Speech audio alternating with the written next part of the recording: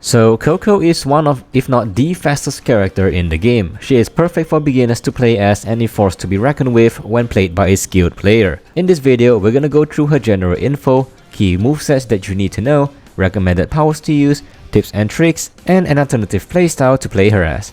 Now let's start off with her general info first. Like I said, she's an extremely quick moving character thanks to her spinning attack, which I'll go to in a second. She is one of the characters that can do almost anything, which means that while she is a booster by class, she is a perfect candidate to do some scoring and some blocking as well. In fact, I think she is one of the top tier characters to play in Crash Team Rumble. Now let's start off with some of her key movesets that you have to know as Coco. As mentioned, her spinning attack is what makes her so unique, quick, and arguably her most important ability. It allows her to travel forward faster in the air, and you can spam it as much as you want because it does not have a cooldown. Plus, it actually damages and knocks back anyone you touch, so this is the perfect move for Coco to stop enemies from banking in Wumpas or to chase down opponents because nobody is running away from you unless they are playing as Coco as well. Her next key moveset is her Quantum Wall. When activated, it spawns out a wall that damages and knockbacks enemy as well. It also provides a speed boost to any ally that it touches. A great tool to park it at opponent's bank to annoy them or to stop someone from chasing you down. A great way to lock down gem pads as well.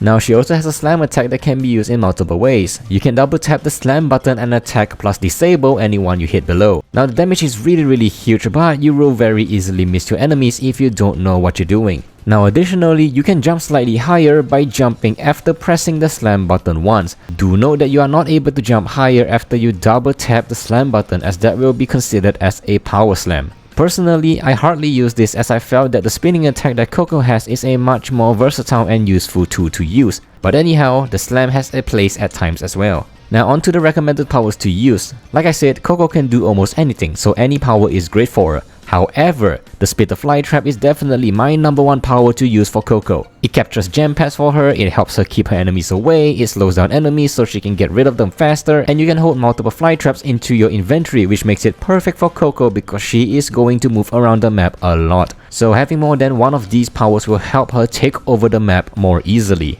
Now moving on to the tips and tricks for Coco, starting with #1 is to use your Quantum Wall wisely. You have to pay attention to your Quantum Wall's cooldown if you want to get better at Coco, because a Quantum Wall and spinning attack are both tied to the very same button. Most people even forget that she has a Quantum Wall and spams the spinning attack without it in mind. So depending on how you use them, it can affect the outcome greatly. For example, if you find yourself at enemy's bank, perhaps it is best to plan out where to place your walls instead of spamming the spinning attack, just so you can get a little more strategic in your placement. Tip #2 is to use her spin attack more than her slam in most cases, especially if you are attacking someone. The slam is too dangerous to use because it leaves you vulnerable if you miss, and it is very hard to aim. While on the other hand, the spinning attack is already decent enough at chasing down enemies and knocking them back, plus the damage is actually not bad, so I think it is better to use the more quote-unquote superior move most of the time. Now here are some of her alternate playstyle. I feel that Coco is the perfect booster and you shouldn't derive from that. However, if your team lacks a scorer or a blocker, I think she fits those roles fine as well. But only if your team either has 2 Cocos or no scorer at all. Other than that, you are the next best option for your team to be the main booster. And that's about it for Coco, and if you want to see more character guides, tips and tricks, click on the playlist you see on the screen right now, as you don't want to miss this one.